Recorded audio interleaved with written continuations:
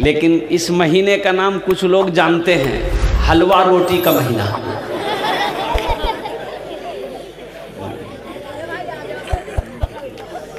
ले हलवा की दे हलवा, गरम हलवा, उसराम हलवा, अगनाम हलवा, खाली हलवा। हमारी माँ बहनें भी यहाँ आई हैं बहुत सारी। हलवा के चक्कर में पूरी रात गुजर जाती है, ना नफल पढ़ पाई, ना कुरान पढ़ पाई, ना तस्बीह पढ़ पाई। तो अभी इसी वक्त सब्सक्राइब कीजिए, फिर मिलते हैं। लोग बाजार में हैं, अब तक उनसे मेरी गुजारिश है कि आप जलसगाह के अंदर में तशरीफ लाएं। माशाअल्लाह, बस संजीदा हो जाइए। सहरा में जंगलों में बयाबान में पढ़ो, सहरा में जंगलों में बयाबान में पढ़ो। मीनार गिर पड़े हैं तो मैदान में पढ़ो। ये बेखबर नजूमी तुम्हें क्या बताएंगे, कल होने वाला क्या है ये कुरान में पढ़ो। माशाअल्लाह, कल होने वाला क्या है ये कुरान में पढ़ो, ये कुरान में पढ़ो। मुअज़्ज़ज़ सामीन किराम, बड़ा मुबारक महीना है ये जो महीना है ना। अच्छा, कौन सा महीना है ये? आप मत बोलिए कौन सा महीना, बच्चा लोग बोलो तो। हाँ हाँ, बहुत सारे लोग इस महीने का नाम नहीं जानते हैं, लेकिन इस महीने का नाम कुछ लोग जानते हैं, हलवा रोटी का महीना।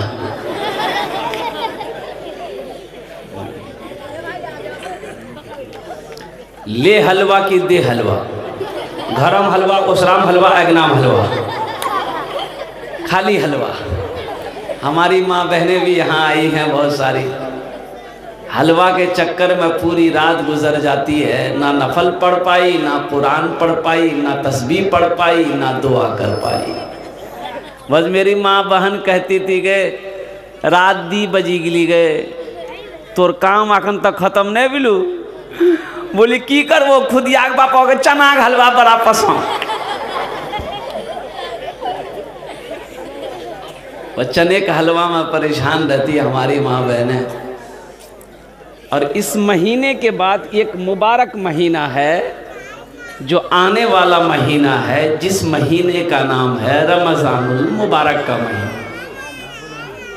बरकतों वाला महीना, रहमतों वाला महीना, निजात का महीना, बख्शिश का महीना, लैलतुल क़द्र का महीना, रमज़ान का महीना बड़ा मुबारक महीना है। अल्लाह का कुरान कहता है, शहरो रमज़ान अल्लज़ी उन्ज़िला फ़ीहिल कुरान, कि रमज़ान का वो महीना है कि जिस महीने में हमने कुरान को नाजिल किया है। जिस महीने में हमने कुरान को, ए बाबू, ए मौली साहब इधर देखिए। हाँ, पहले मेरी तकरीर सुन लो, फिर तुम तकरीर करते रहना। रमज़ान का महीना का इस्तकबाल करना, उनका एहतराम कीजिएगा, उनका इकराम कीजिएगा। अल्लाह तौफीक दे 300 रोजे रखना। इंशाल्लाह रखेंगे? कितने लोग रखेंगे? 300 रोजा रखना इंशाल्लाह। हाँ, जिस लड़के की ईद बाद शादी होने वाली है, बुधवार भी हाजी ईद बाद, तो मैं कहिए बेटा ते रोजा मत रखिए, ईद बाद तोर भी हाजू, नहीं तो गाल पिचकी तू। रोज़ा रखने से आदमी कमज़ोर नहीं होता है, रोज़ा रखने से आदमी ताकतवर हो जाता है। कमज़ोर इंसान ताकतवर हो जाता है। रोज़ा रख कर तो देखो। एक बात याद रखो, नमाज पढ़ोगे, ज़कात दोगे, सदका दोगे, जो भी इबादत करोगे, अल्लाह फरिश्तों से इनाम दिलाएगा। किससे दिलवाएगा?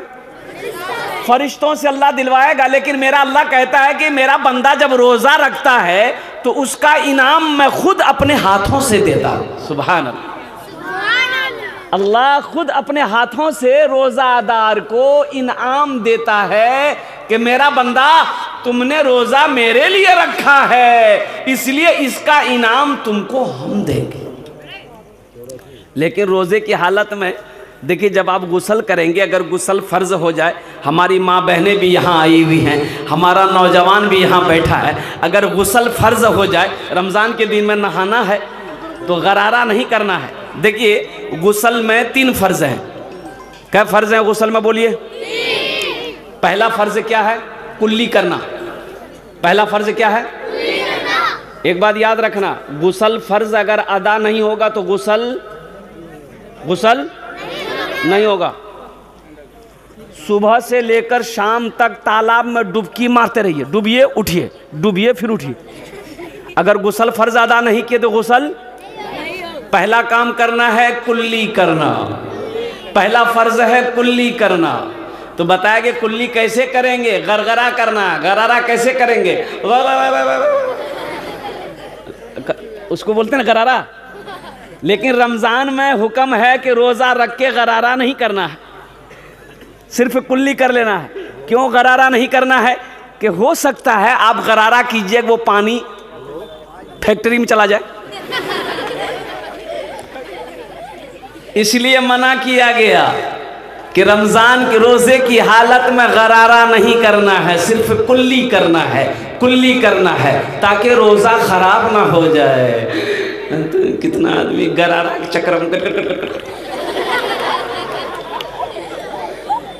इसलिए गरारा नहीं करना। गुस्ल के अंदर में 3 फ़र्ज़। पहला फ़र्ज़ कुल्ली करना, दूसरा फ़र्ज़ नाक में पानी डालना, और तीसरा फ़र्ज़ है सर से लेकर पाँव तक पानी बहाना, मल मल के नहाना।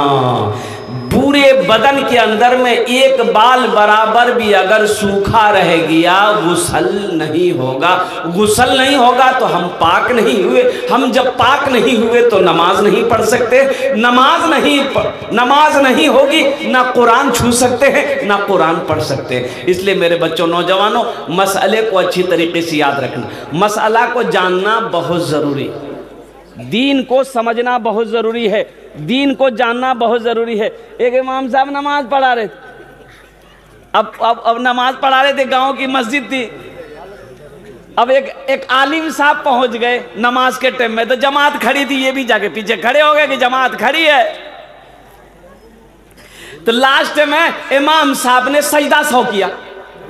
सजदा सौ जानते हैं ना? नमाज में अगर कोई कमी रह जाए तो सजदा सौ से नमाज पूरी हो जाती है। कोई वाजिब छूट जाए, फ़र्ज़ अगर छूट जाए तो सजदा सौ से नमाज नहीं होगी, नमाज को दोहरानी पड़ेगी। वाजिब छूट जाए तो सजदा सौ कर लेंगे, हुक्म है, नमाज आपकी हो जाएगी। तो इमाम साहब ने सजदा सौ किया। तो ये आलिम साहब जो मौलाना साहब पीछे थे, वो इमाम साहब से पूछे कि बाबू ये सजदा सौ काहे किए, कोई कमी तो नज़र नहीं आई? तो इमाम साहब बोला नहीं, वो छोड़िए, अंदर की बात। बोला अंदर की क्या बात, बोलो तो सही। बोला नहीं, वो थोड़ा सा निकल गया था। बोला थोड़ा सा निकल गया था, क्या निकल गया था? बोलोगे तब ना निकल गया था, क्या निकला? बोला नहीं, थोड़ा सा निकला था। बोले क्या निकला, बोलोगे तो सही।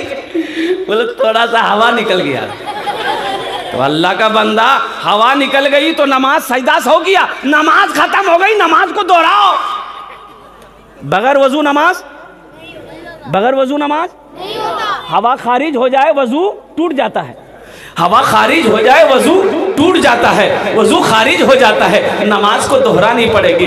इसलिए मेरे नौजवानों, यह रमज़ान का महीना आना है, इस महीने का इस्तकबाल करना है, इस महीने का इकराम करना है, इस महीने का एहतराम करना है, और पाबंदी के साथ रोज़ा रखना है, और दोनों हाथों से अल्लाह के राह में सदका करना है। इस रमज़ान में जो एक नेकी करेगा, कितना करेगा? एक नेकी करेगा।